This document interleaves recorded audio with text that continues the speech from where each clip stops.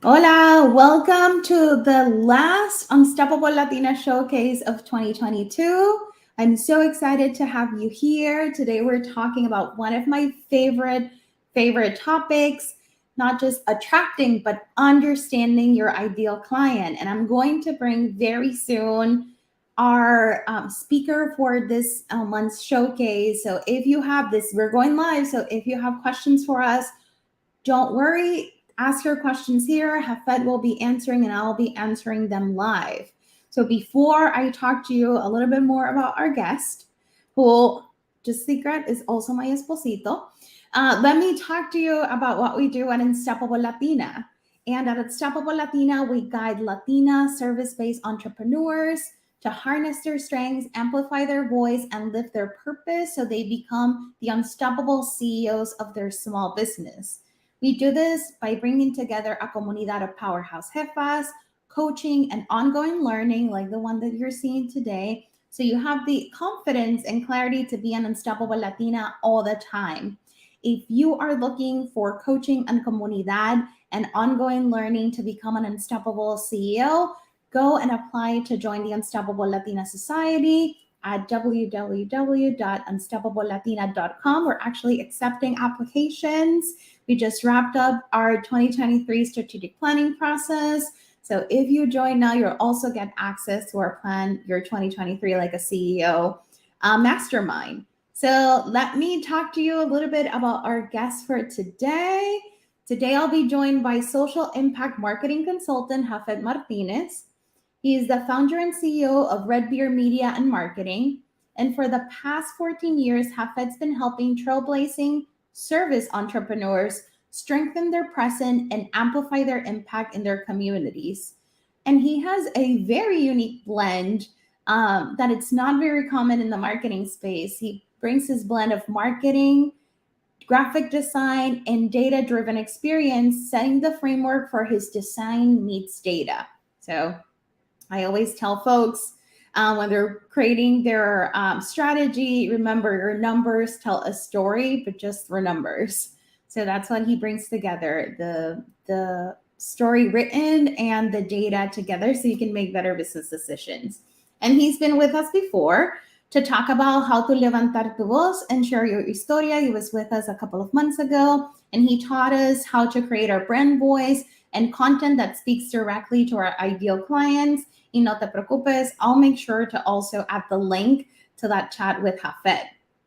But today he's digging deeper. So we talked about the brand before. Now he's going to teach you one of the most underrated aspects of business strategy, market analysis, so you can understand how your ideal client makes decisions to work with us. You hear a lot about the demographics, but not a lot of people talk about the psychographics, and that's what he's going to do today. So let me welcome our resident marketing expert, the love of my life, mi esposito, Jafet. Hello. Hey. Hola, hola. Yes, I'm so excited to talk about this. Also, because Afed, if you didn't know, I teach this to my clients, but there's something about implementing those teachings to yourself that it's a struggle. It's been a struggle. So last month, Hafed actually walked me through this whole process that he's going to talk to you about as I was preparing to do my business strategy for the new year. So yes, he charged me, but he's not charging you. So come on and not just learn, but ask all the questions that you have for Hafed for today. So let's start with some definitions. Tú sabes que I like a good foundation for a transformational learning experience. So you're a social impact marketing consultant. What does that even mean? Um, so, social impact marketing is a strategy within marketing. It's a strategy where businesses actually take an active role in the community. They're not just there to use the community; they become part of the community. They become part of the change that is happening in the community, and it goes beyond the mission of the business. It is intrinsic to the community. They advocate for it, and they advocate for the causes of the community through their work in the organization beyond that core mission. Yeah. And also, I get so many, especially women of color entrepreneurs, that they're like, oh, I'm giving away things for free, or I am overworked, or is this a nonprofit? And there is a space to create social impact while still building generational wealth, while still having a for-profit business. No se cancela una la otra. And I think that's a big learning curve for women of color that want to create an impact. And it exists, right? It Absolutely. can coexist. You can still build a meaningful, impactful business and create impactful and transformational content, or share this with your ideal client the right way that allows you to amplify your impact. Yes. So, as a business strategist, I've realized that most people overlook the market research process. And the most common thing that I hear is, I'm building my business to serve people like me, so I completely understand them. Or, I was that person before, I completely understand them. So they create a profile based on their lives, right? So tell me, what is market research and why is it so important? Um, Market research is basically gathering information. It's the time when you're going to gather information about the target markets that you're going to go into, the customers that you want to attract, and it's a very important component of your strategy, of your business strategy. And it allows you to identify your competitiveness, like what makes you competitive in this market and what separates you from your competition and what's going to make you more attractive to the people that you actually want to serve. One of the things that I've realized too is that just because you went through an experience, or you have a similar lived experience, or you're like, I used to be a former executive, so I know who are the consultants that I'm looking for.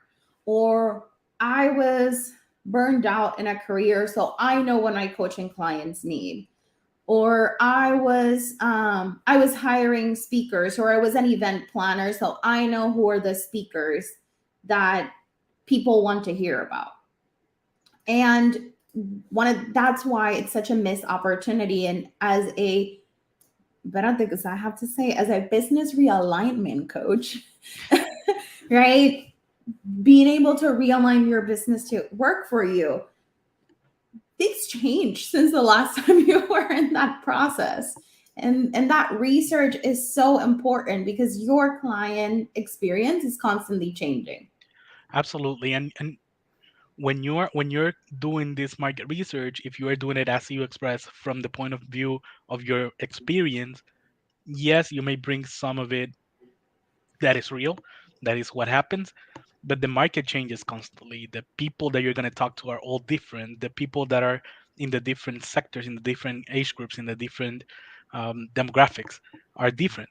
So you need to know where they are, where they live, where they spend their money, how do they make their decisions. There's a lot of questions that you need to ask in order to understand what is your market size, right? Where should I be advertising?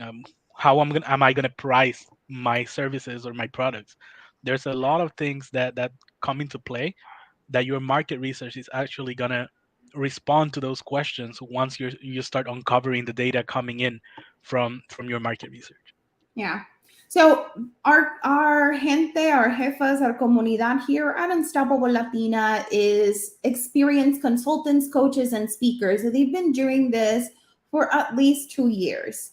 So I want to kind of like, if you are an aspiring entrepreneur or you're a new entrepreneur, when you do your market, I just want to name this, when you do your market research, a lot of it will come from experience and finding information.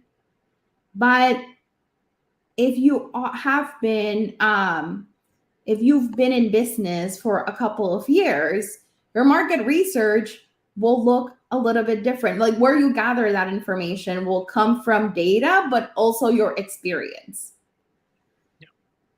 So let's talk about like when, because most people do market research when they launch, right? The aspiring entrepreneurs, they sit down, they create a client avatar based on their experience. I always tell people, I teach a business planning class, and I always tell people, like, go to your local library, look at reports, look at proven data. Or when they're creating their business plan because they need a loan. Like, those are the two times people do market research. At what other times should we be doing market research? Yeah, it's very typical to have those two be the only times where people do market research, but market research has to be ongoing. The market, as we mentioned earlier, changes.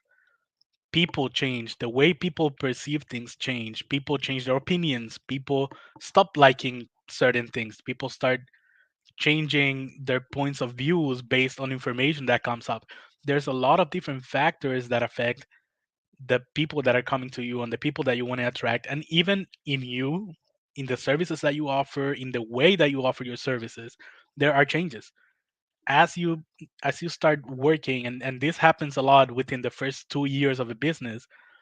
You launch a business with an idea, you launch a business thinking this is the way it's going to be, and as you go through your business, as you start serving more and more people, you start seeing patterns of maybe this is not the best way of doing this. Maybe I should shift that and start offering this other service, or moving away from what I'm doing in this space and doing it in this other space. And then that information comes from the people that you're already serving. So this is also market research, because you're studying people that are actually in your market, and then you start shifting and you start moving towards different approaches to the work, different approaches to how you're gonna better sell your product, or offer your services. And that's all part of that market research, right? And it allows you to make better decisions. Your decisions are no longer based on your experience or your It gut saves feeling. so much money and time. Yeah. Yes, it's decisions that are based on what the clients actually want. The people that you're already serving are telling you to serve us better, this is how you should do it. And then you get to know the people that you're serving. You find better opportunities for growth. You get better revenue. You know where to spend your advertising money. There's a lot of information there that has to be ongoing, because again, the market changes, people change, and if you're not keeping up with the changes, then you're going to be behind, and then you're going to have a drop in your revenue. You're going to have a drop in your services. You're going to have a drop in the way that you're doing things, and you're going to be left behind thinking, what am I going to do to be able to get back on track, right? Where most of the time, or in many occasions, it was just a thing of keeping up with those trends, keeping up with those changes to be able to stay on top of the game. Yeah. When you and I were doing my updated client avatar and market research, um, one of the things that you helped me identify was like, where are people getting stuck in the funnel? Like, where to be able to work with me or join Unstoppable Latina, like, where are they getting stuck? And we were only able to uncover that, like, we were able to change the sales process when we looked at our ideal client and how they behaved, because it had changed from the 2 years ago when I had done it. It had changed so much that we helping me identify my ideal client, how my ideal client makes decisions. I was able to not just refine my content pillars, right? Like, what do I talk about? What do I want to be known for? But also those systems at Unstoppable Latina that were not working, Right. and to stop paying for a lot of things and then doubling down on others. Because it gets easy to be like, oh, pero mira the feature and about this one. And then you're like, wait, how am I managing 20 different platforms? Yeah, and it's something that people oftentimes don't think about. They think of what they're offering, which is great, and they keep adding up to what they're offering, which is great. But if in the end you're creating more trouble for your users, then it's not worth it, because the users are gonna drop. If they have to visit 10 different places to get the benefits that you're offering, then it's not really a benefit, right? Mm-hmm. They like simplicity. They like going to one place where they can find everything, and that's all part of that client avatar. Like, how do people receive your services? What is it that motivates them to keep going back to you? All of those are part of that client avatar that you should be looking at to be able to make better decisions and to integrate into your offerings or services. Yes.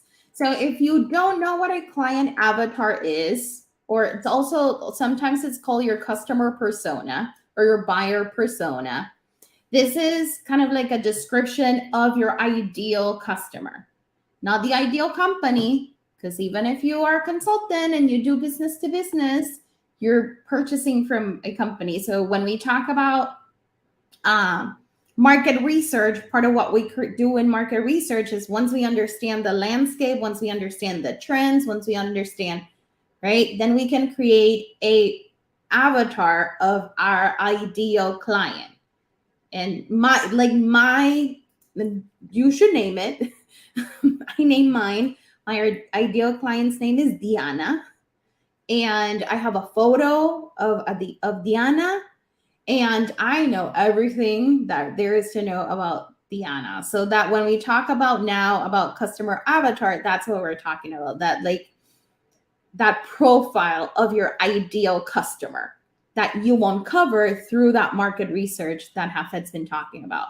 So let's think of like let's think about our client avatar. Like I gave a very big overview, but how do you define for your clients what a client avatar is?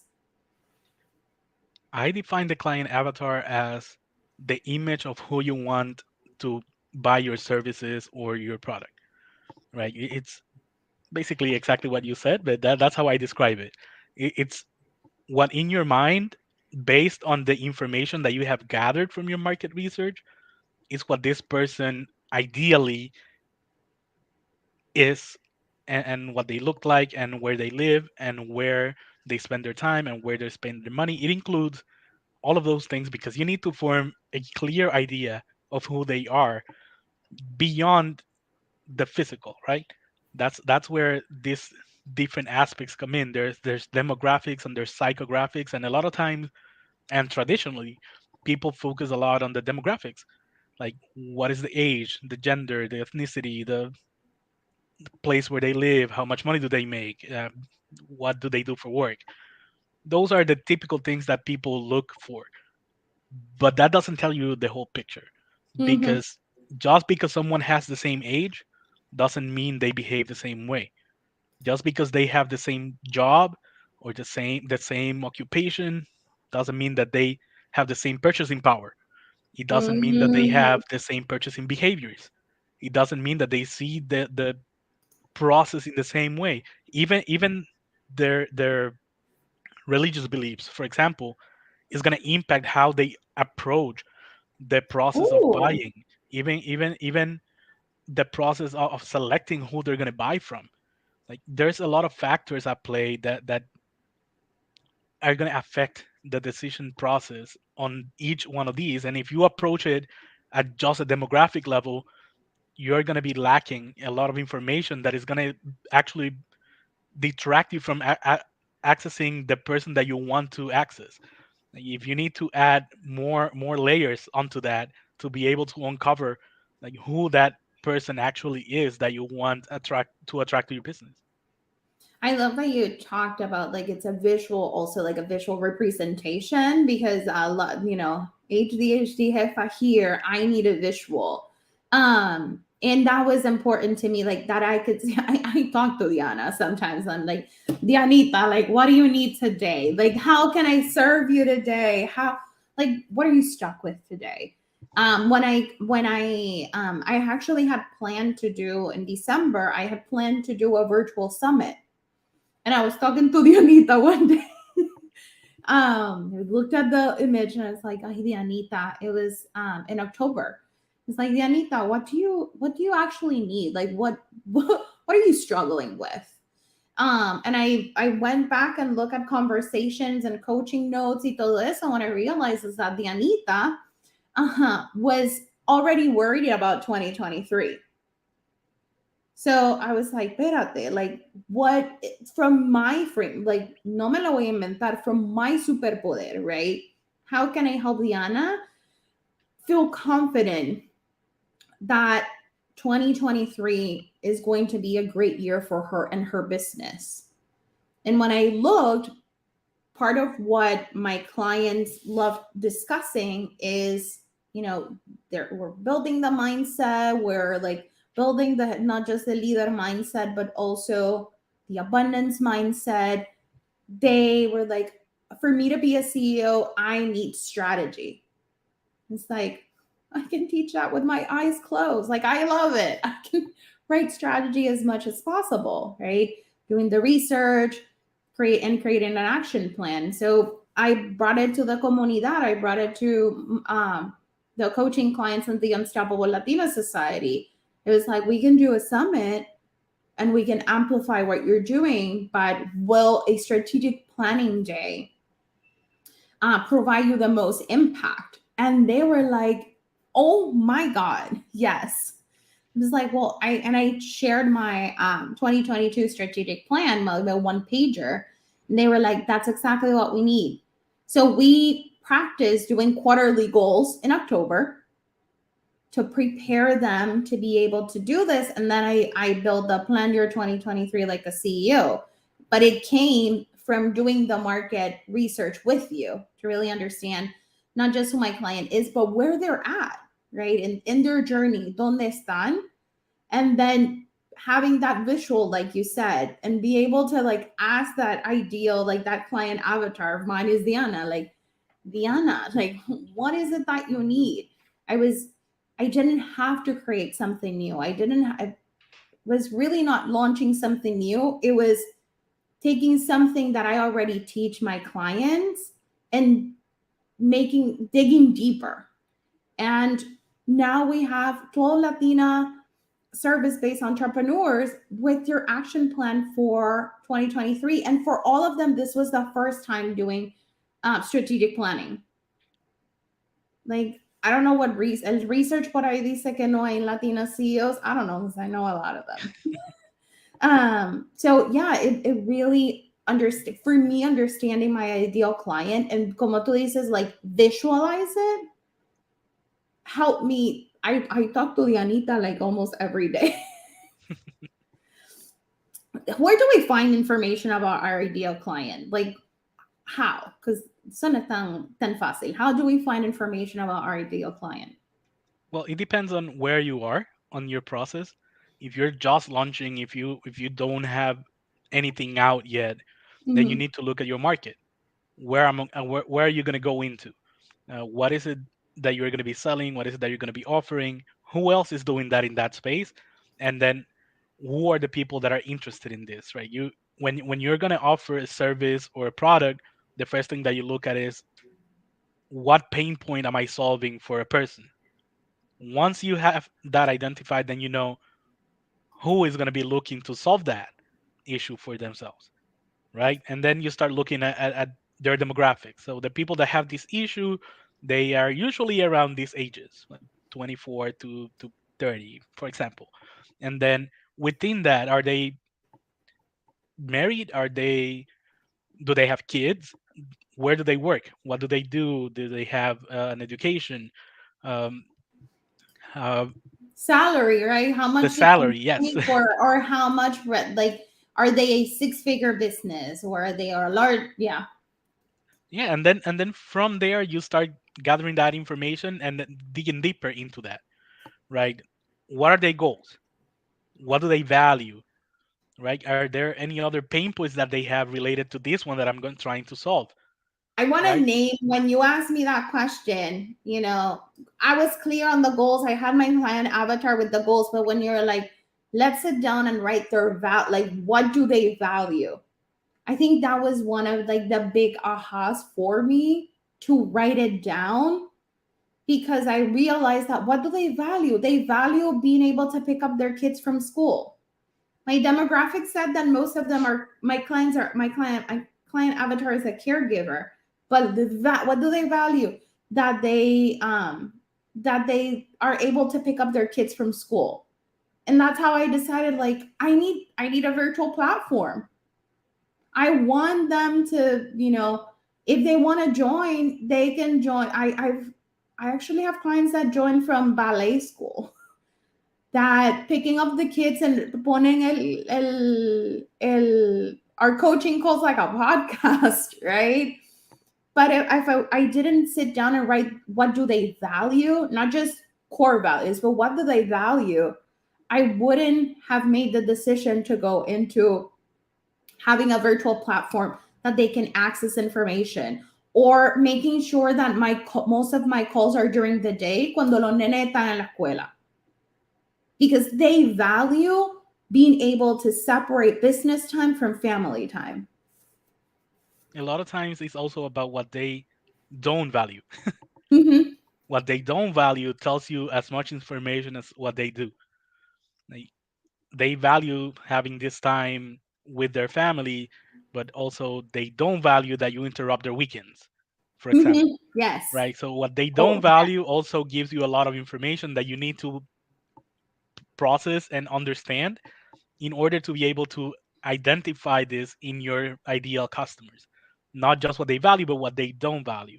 And then that allows you to build up on that profile and go into what are the deal breakers. For example, if they don't value it, is this a deal breaker, right? Because if what they don't value is something that you need to have in your business, maybe that's not a deal breaker for them, but maybe it is. So if it is a deal breaker, then maybe that person is not in your ideal customer range. So how can you adjust either your offering or your ideal customer image so that you can start attracting the people that actually value that other piece, or that can overlook that other piece because it's not a deal breaker for them. So yeah. there's a lot of pieces that Vulnerability. play on there. Yeah, for us when we were doing that part, it was vulnerability. If being vulnerable is a deal breaker, because I thought being vulnerable, everyone wants to be vulnerable, and I create psychological safety in a safe space. But for many people, being vulnerable was a deal breaker. So, like, being able to name now in my copy, like, this is, you will create your business, like, you will be in a space for your business mejores amigas, and but you'll be able to be vulnerable and grow from each other.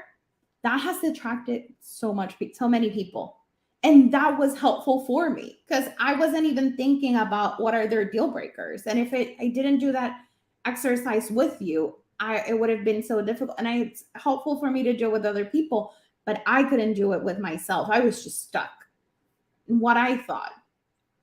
Right. And another thing that you need to be conscious of is how do they make their decisions? What is the decision making process? Right now that you have identified like what age range, what economic status, what um, group they belong to, right, in terms of that, and then you start looking at what do they value, what they don't. You also need to understand how they make their decisions, and then is there a budget restriction?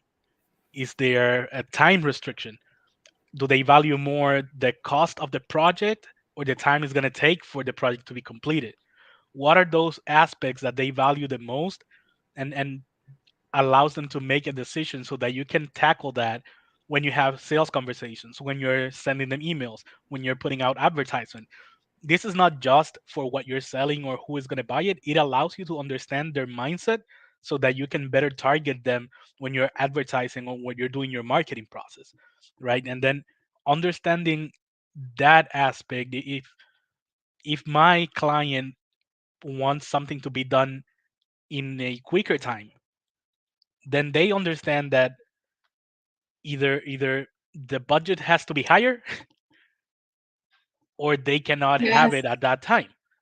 If it's going to take less time, you need to pay more, right? Because there's that differentiation there, and then you need to be able to express that, and you need to be able to talk to your client, because if that's something that they value, if that's something that affects their decision making process and you don't know it, then you may be pushing people away that you could have had by simply adding a little piece of conversation into your sales process. I this is so helpful too for our consultants and speakers that are watching us, because who, like, who is really making the decision, right? Who is signing the check? You might be talking. We have a lot of diversity, equity, and inclusion consultants. We have a lot of public speakers, and like sometimes they get the call and they do the discovery call and they send the proposal o el contrato.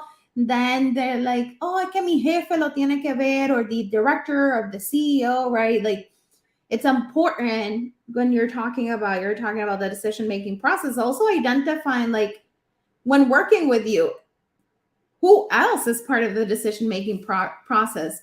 I will never forget that I had someone who wanted to do one-on-one coaching, and during the discovery call, they were like, yes, yes, send me everything. And then I reached out, like, oh, you haven't signed the contract.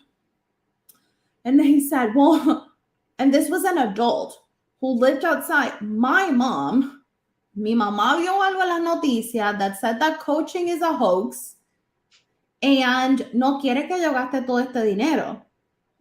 And I said, oh, I'd be more than happy to hop on a Zoom call with you and your mom, and I can answer all the questions.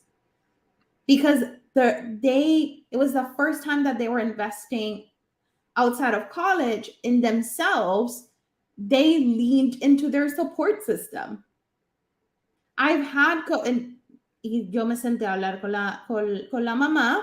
No tomamos ni 10 minutos. Ella hizo sus preguntas y dijo, oh, okay, so this is not like, this is not no se están robando los chavos, no. Me ha pasado también, right, by understanding my client avatar, by understanding Diana, I've had to talk to husbands or spouses about this investment, because they're like, oh, pero si hay programas de esto, or they're making a financial decision together.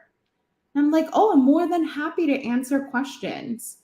But I've built those systems and that language by understanding what is the decision making process, because my Diana is the breadwinner of the family. I can create a profile about how Diana makes decisions. So for my consultants and speakers that are working with companies, also you have to know, like, the decision making process. One thing to consider is quién más les ayuda a tomar esa decisión. Who else is helping them make that final decision?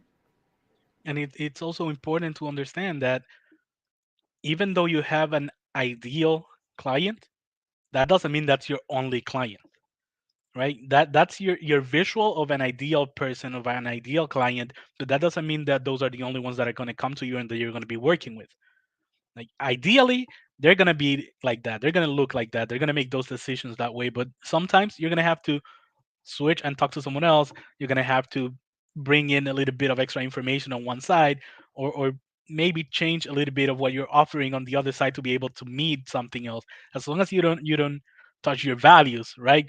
Those changes are important to be able to attract these people. Even though they may not be completely your ideal client, there should always be a little wiggle room, because as we said before, there's when it comes to the demographics, even though they are in this same group, doesn't mean that they all think the same way, right? And then that's where the psychographics come in. Like, the upbringing, life experiences, the values, the beliefs, all of that affects the decision making, and it motivates them on how they interact with the brand, with the product, and beyond that age group or that ethnicity or that amount of money that they make, then it comes into play. Like, what is their thinking around buying this product, right? How is that going to affect their social status? How is that going to affect their prospects at work, right? If they are in a workspace and they're getting coaching, for example, is that going to lead to them getting a higher position? Is that going to allow them to, in their mind, increase their status? Does that affect the attitude that they have towards others? Does that affect the attitude that they have towards themselves?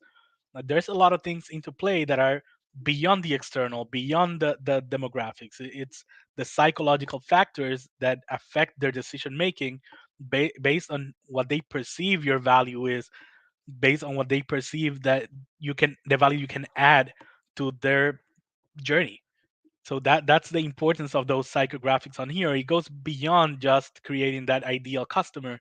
It goes into how you're going to make them feel, and that is one of the critical processes in the sales funnel. Like beyond that, like how am I going to make them feel is what's going to allow them to make that decision, because as humans we are very attuned with our feelings, so, or we're supposed to be, and how something makes us feel influences a lot how we make those decisions.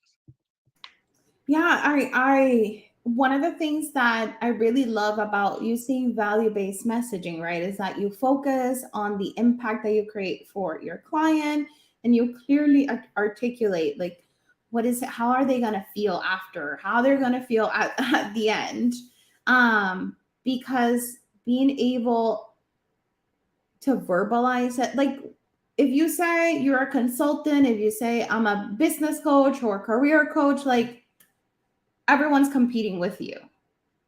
But we all bring our own sazon to the work that we do, and being able to articulate not just what I do, but how will I make them feel. I I call this the year of realignment, because that was one of the words that came up every time we were taught. Oh, I need to realign.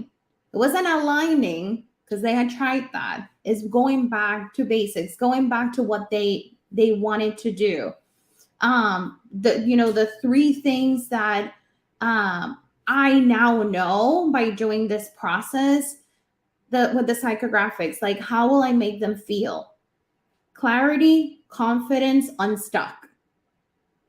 Those are the three things that I learned that my clients want to feel after working with me. I want to have clarity of what where I have to go, confidence to do it, even when I'm scared, and get unstuck. I've been doing this, and I've been overwhelmed with information. How do I get unstuck? Like, what is the next step? I can only like take one step. So I was able to go from like, I do all of this to this is what I like.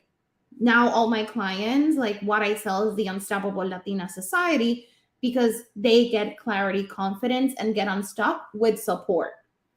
If they want additional, right? You were talking before about your pricing and the intensity, right? Like now my coaching is kind of like the last offer that I have, because that's not what they needed. That's not for my ideal client. That was not the best way of serving them. Serving them in a group setting that they have access to the recordings because son mamis y están corriendo pa' aquí pa' allá, doing things inside their schedule, like really helped me. But I only achieved it because of the demographics and psychographics. Like, how do I make them feel? How do they make process? Like, understanding how they behave was very important to understand my ideal client, my Dianita. Yeah, and I remember that a lot of that came from when we were talking about what people value. Like it it wasn't just who is going to come to me, it's about who's already there and why, right? So we when we were doing this exercise, we were looking at who is already in this process, who is already in this society, and why are they there, right? And I remember that you asked a lot of people, why do you come? Why do you stay? You had a little survey that you did that gave you a lot of information, and that's another tool that you can use. It is not all guessing. It's not all just trying to understand what's happening out there without actually knowing. You have tools at your disposal that you can use for that. For example, one of the most commonly used is this. It's doing a survey. Like, ask the people that you're already serving. Ask the people that have already connected with you. Like, why are you here? What brought you to us? And then how can we improve? Right? There's information and there's a value that you can get from the people that is already interacting with you, that you're already serving, that is going to allow you to refine how you serve the people that are coming after. And then that process is going to help you create a better profile, a better avatar so that the next time that you have to sit down and do this, you're not going back to step one. You're actually doing a more advanced or more refined client avatar than what you already had. Yeah. I like to be very transparent and open about my journey because one of my content pillars is to redefine what we call CEO, right? We have this bias or this perception que un CEO primero no se ve como nosotras, pero es unattainable. Esto va a estar bien lejos por allá. Yo no, cuando yo haga el millón es que I can call myself a CEO, right? And what I realized by doing that survey, like asking the people that were already working with me, like, why did you choose to work with me? Like, what is it that attracted you? Or why did you come here? Because I had the belief, right, just by the research, right? I did deep research. I partnered with students at Northeastern to help me do this market research, market analysis for my rebrand and launch the Unstoppable Latina Society. It was very clear that the research said that Latina entrepreneurs going into the growth stage were looking for professional development by Latinas for Latinas, mentorship or coaching, and community, so they can talk with each other and be vulnerable. A safe community. So that's what I was promoting. When I asked them, I was so surprised, and they said, "Oh, I came here because I want to work with you." I'm like, "What?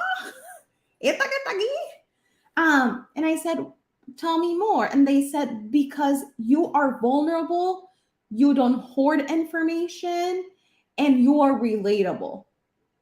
Like you are," and I was like, "Oh, that's right." The other things, right? It's not that I'm doubting that my coaching and my framework isn't transformational, but they were looking for safety, right? To hear vulnerability. So it's not just alguien aquí y ellos aquí. That's why we called each other our business mejores amigas. That's why I do the showcases to amplify the work that they do.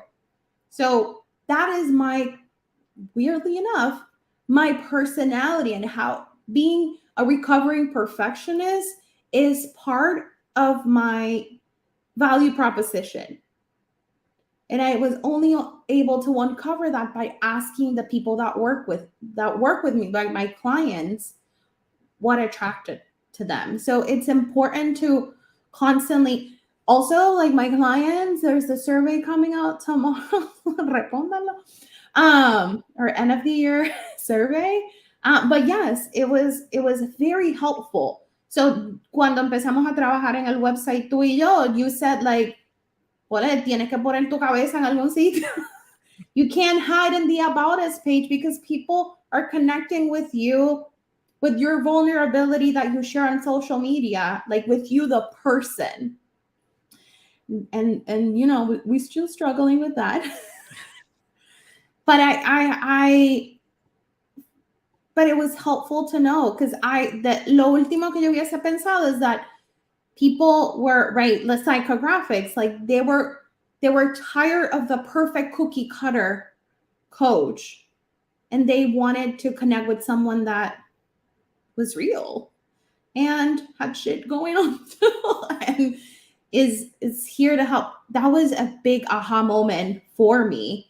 And it was because of the psychographics. I had the demographics were checked, pero cuando hicimos lo del psychographics, I was like, oh, yes, this is where they are. This is how I will make them feel, because we're equals, right? And that's what you help me identify, to use the word guide. How do I show up? I show up as a guide. So that means we're here. I'm not the expert. I'm not the guru. Don't want to be. I am not the know-it-all. I am the guide. So te aguanto de la mano y vamos juntas. So I see that we have a couple of questions here. So we have one question. How do you know that you've identified the correct client avatar for your business? That's a very, very good question. Marketing, and especially when you're doing this work, it's a lot of trial and error. It's a lot of trial and error because there's as we said in the beginning, there's so many changes happening that what you think it's the correct client avatar today may not be in a month, right? So you the important thing is that you continue to listen to your customers and that you continue to learn about your customers, because when those changes happen, then you're ready to shift and to align with what you need to align. The first step that I would say in finding your correct client is understanding where they are, right? You already know their demographics, you already did that study in your market research, but where are they right now? Like what is the status in their journey, right? Every customer has a journey they go through to be able to go from learning about you to buying from you. Like, do they know enough to already be in the process of making a decision to buy from you, or are they still in the process where they need to learn a little bit more? They maybe need to ask someone who has already been through that experience. So learning about your client is the first step, right? You already went through that whole process in your market research. Now validate that with the people that are coming to you, and that's how you stay current with your client, and that's how you stay with your correct client avatar. And if you find throughout that process that maybe something that you thought was correct isn't, be open to changing, be open to shifting that based on the feedback that you're gathering from the people that are actually your customers that are coming to you. If you created a client avatar based on whatever you thought was right, but then as the months go by, maybe a month, 2 months, 3 months, you start looking at the people that are buying from you and it doesn't really look like your client avatar, then maybe there's something wrong with your client avatar, right? So that ongoing process is what's going to get you to the correct client avatar.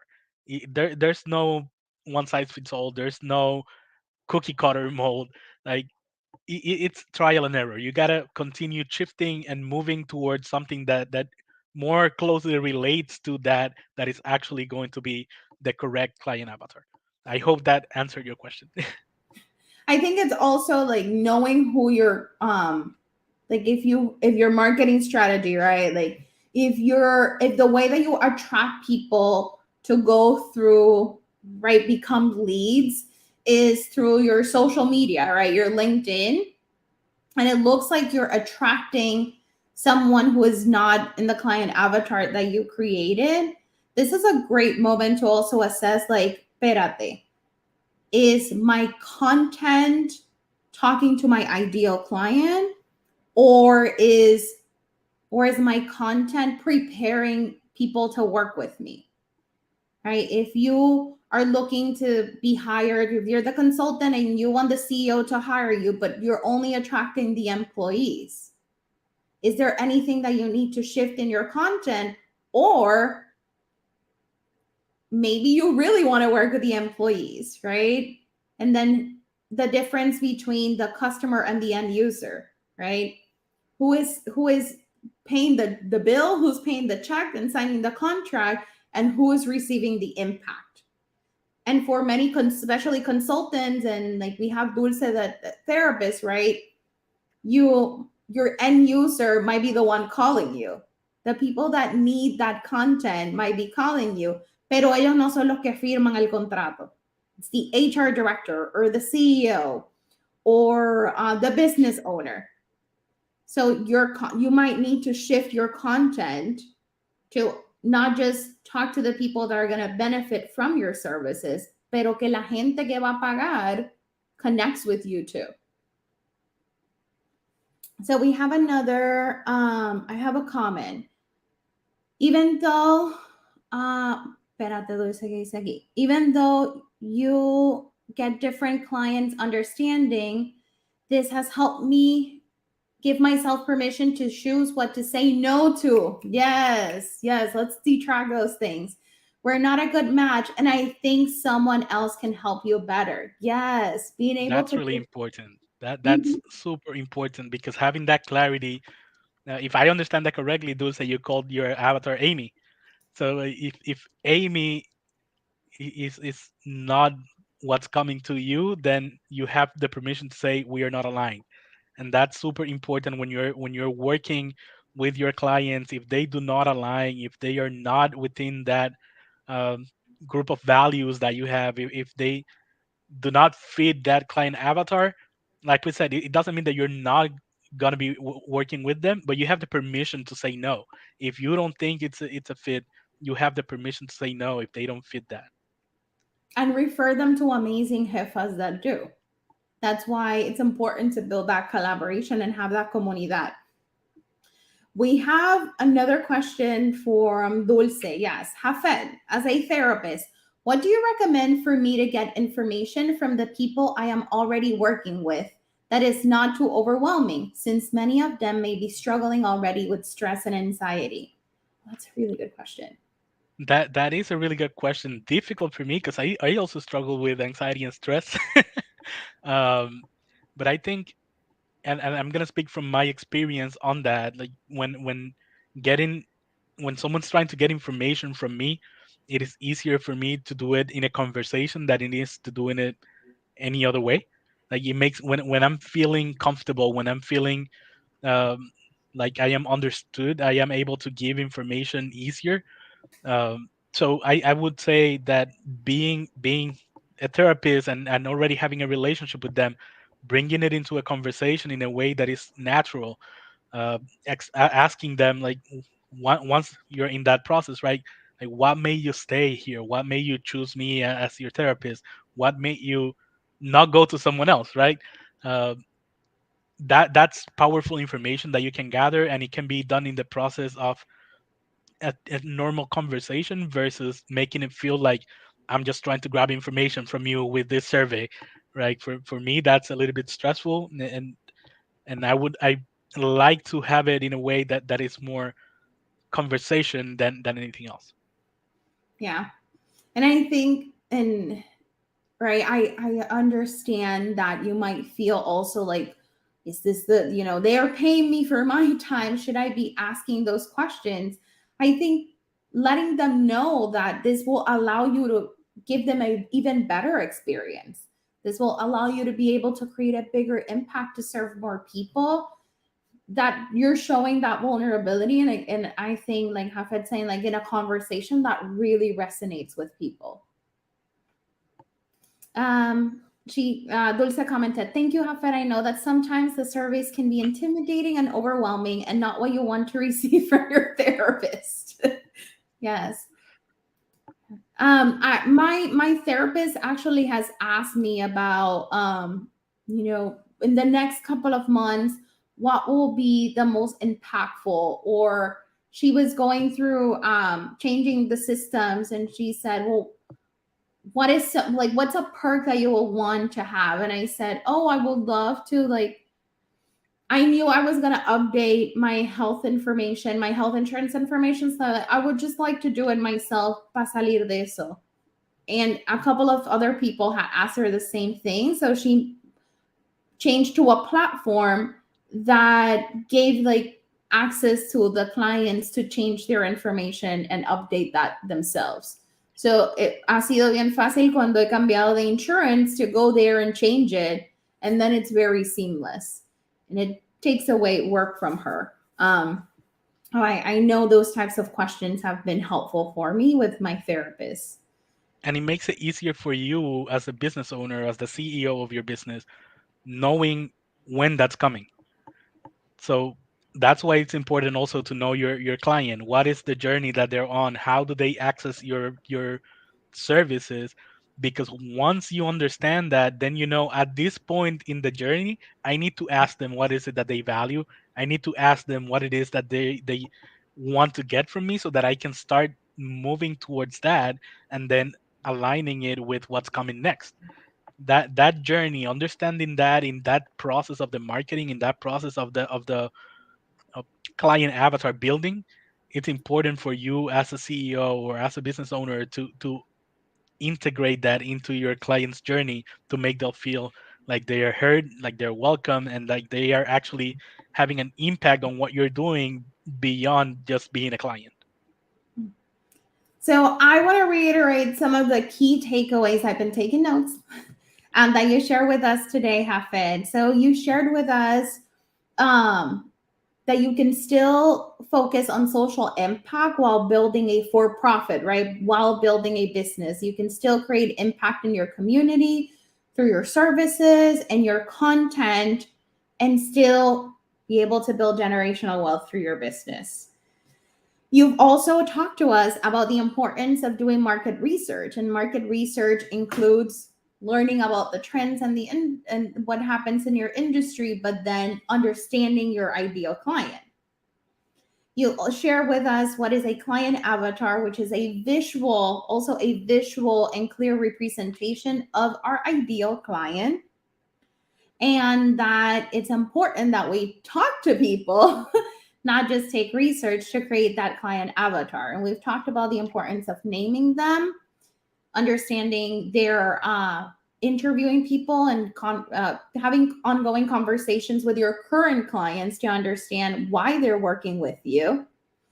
And you've talked about when you're creating your client avatar, you want to know not just the demographics, like the baseline description of who they are, but you want to know what do they value, what are their deal breakers, what is their decision making process, and who else is with them, and how will you make them feel? How do they want to feel after working with you? Is there anything else that I missed with that wrapped up? No, I think that covers it all. Good. We're getting some love. Apparently, we are very cute. Plenty of that. Jafet and I have worked. It's very funny. Jafet and I have been together for 12 años. Yes, 12 years. 13 in And March. 13 in March. And we've always worked together. I like at the same company even. Y la gente no lo sabía. I've been Jafet's manager en Puerto Rico cuando trabajamos, no me hacía caso, me peleaba mucho. I've been his manager, he's been mine. We've worked together in companies that people don't know, or he's been a consultant and I've been an employee, or he's been an employee and I've been a consultant. We've always end up working together. So now we just lean into we should work together all the time. Yeah, so don't forget if you enjoyed today's showcase, thank you for everyone that came and asked their questions. If you're watching the replay, you ask your questions, I get the notifications and I'll do my best to answer them. And join the Unstoppable Latina movement today. Come on, come with us, jefas. I'm looking for my Dianas. And visit unstoppablelatina.com to learn more. Jafet, where can people find you? You can find me on LinkedIn, Jafet Martinez. I'm gonna put my link on the chat as well. Or you can find me through my website, www.redbeardmediallc.com. But if you want to have a talk with me, LinkedIn is the place. Yes, I actually met someone that said, "Oh, you work in business strategy and marketing." There's actually a guy that does business strategy. Déjame ver si me acuerdo. Oh, he has a red beard, and I'm like in the logo, and I was like, "Is that Red Beard Media?" Yeah, he has the red beard. I was like, "That's my husband." So people love the Red Beard Media and Marketing name. Jafet, it sticks with them. No te puedo afeitar la barba. Eso es lo único. Well, thank you everyone that joined us today. I'm so happy that we were able to talk about this because so many of our jefas have their strategic plans for the new year. And some of them were like, but like, is this what I should do? And today's conversation about really understanding your ideal client is going to help you. It's going to help you make the final decisions to turn that draft into your final action plan. Okay, so I'm dropping Jafet's LinkedIn in the chat too, and I can't wait. If you have questions for us, let us know. And thank you. We will see you back in January. Cuídense. Bye.